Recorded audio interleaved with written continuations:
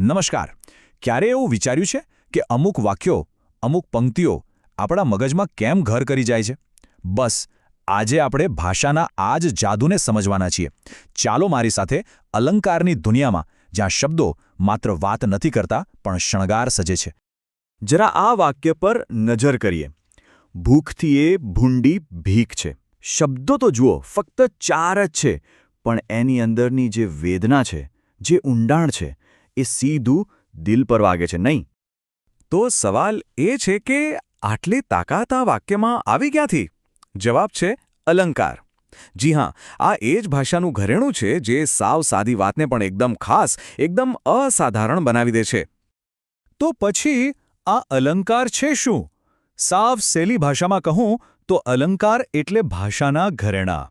જેમ આપણે તૈયાર થઈએ ત્યારે ઘરેણાં પહેરીએ અને આપણી સુંદરતા વધી જાય, બસ એ જ રીતે અલંકાર ભાષાને શણગારે છે, એને વધુ સુંદર, દમદાર અને યાદગાર બનાવે છે.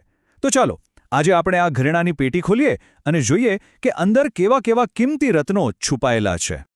આજે આપણે ખાસ કરીને 4 બાબત ઉપર વાત કરીશું. પહેલું, સરખામણી કરવાની અલગ અલગ રીતો. બીજું, વખાણ અને કટાક્ષની કળા. ત્રીજું, નિર્જીવ વસ્તુઓને જીવંત બનાવવાનું જાદુ. અને છેલ્લે, એક જ શબ્દમાંથી અનેક અર્થો કેવી રીતે નીકળે છે એ જોઈશું. ઓકે, તો સૌથી પહેલા ભાગથી શરૂઆત કરીએ. સરખામણીની સૂક્ષ્મતા. જો, સરખામણી તો આપણે બધા જ કરીએ છીએ, બરાબર? પણ ગુજરાતી ભાષામાં આ સરખામણી કરવાની એટલી બધી સુંદર અને અલગ અલગ રીતો છે ને કે જાણીને મજા પડી જશે. તો સૌથી પહેલું ઘરેણું છે ઉપમા. આ સૌથી જાણીતું અલંકાર છે. આમાં શું હોય? 2 જુદી જુદી વસ્તુઓની સીધી સરખામણી.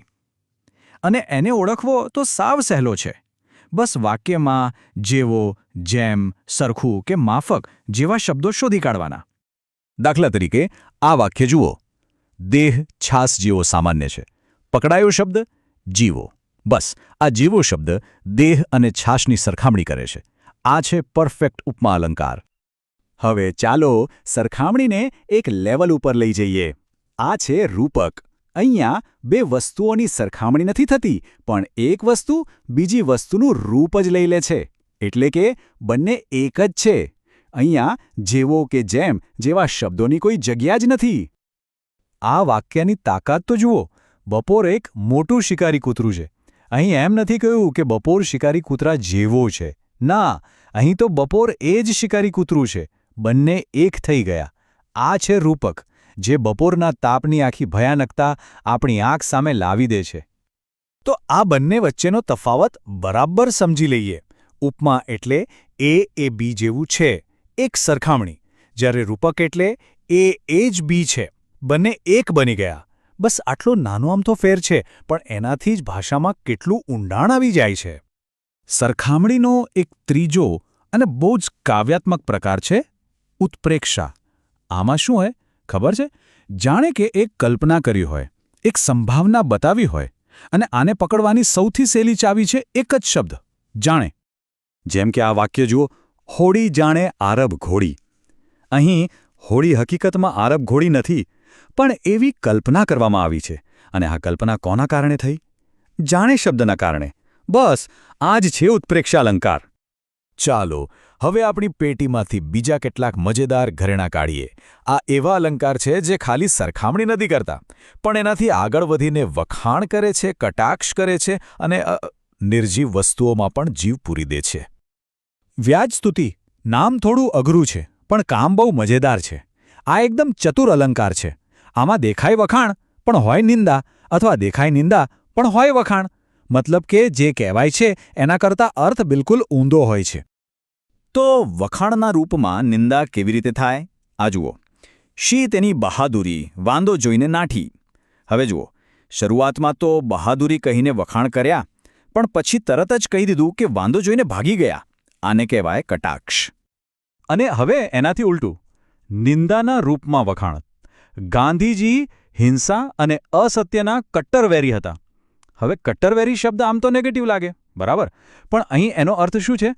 એનો અર્થ એ છે કે ગાંધીજી સત્ય અને અહિંસાને કેટલું વળગી રહ્યા હતા. તો આ થઈ નિંદા દ્વારા પ્રશંસા. આગળનો અલંકાર મારો ફેવરેટ છે, સજીવારોપણ.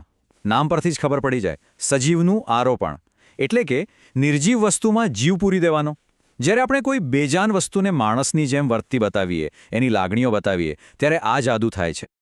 જેમ કે આ વાક્ય, વૃક્ષો ઋતુની રાહ જોતા રહે છે. હવે વિચારો, રાહ જોવાનું કામ કોણ કરે? આપણે માણસો.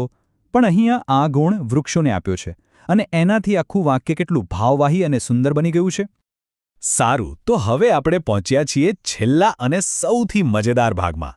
અહીં આપણે શબ્દોની રમત જોઈશું કે કેવી રીતે એક જ શબ્દ અલગ અલગ અર્થ આપીને આખા વાક્યમાં ચમક લાવી દે છે.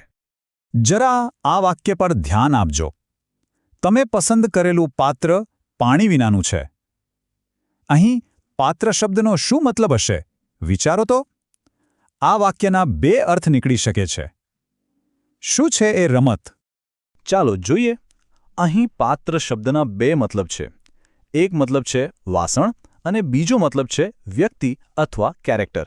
તો આ વાક્યનો અર્થ એવો પણ થાય કે તમે જે વાસણ પસંદ કર્યું એમાં પાણી નથી, અને બીજો અર્થ એવો પણ થાય કે તમે જે વ્યક્તિને પસંદ કરી એનામાં કોઈ દમ નથી, કોઈ ગુણ નથી. આને કહેવાય શ્લેષ અલંકાર. શબ્દોની રમતનો આવો જ એક બીજો પ્રકાર છે યમક. આમાં શું થાય? એકનો એક શબ્દ વાક્યમાં બે વાર આવે, પણ બંને વાર એનો અર્થ અલગ હોય. આનાથી વાક્યમાં એકદમ મસ્ત ચમક આવી જાય છે. આ એનું સૌથી બેસ્ટ ઉદાહરણ છે. જવાની તો આખરે જવાની છે. સાંભળ્યું? પેલી જવાની એટલે યુવાની, આપણું યૌવન, અને બીજી જવાની એટલે જતી રહેવાની છે, ટુ ગો. એક જ શબ્દ, બે અલગ અર્થ, અને વાતમાં કેટલો બધો વજન આવી ગયો. તો આજે આપણે ભાષાના શણગાર માટેની આ ઘરેણાની પેટી ખોલી અને કેટલાક સુંદર રત્નો જોયા. ઉપમા, રૂપક, વ્યાજસ્તુતિ, યમક, કેટલું બધું. યાદ રાખજો, આ બધું ફક્ત પરીક્ષામાં માર્ક્સ લાવવા માટે નથી. આ તો આપણી વાતચીતને, આપણા લખાણને વધુ જીવંત અને દમદાર બનાવવાની કળા છે. તો હવે સવાલ એ છે કે આમાંથી કયું ઘરેણું પહેરાવીને તમે તમારી ભાષાને શણગારશો?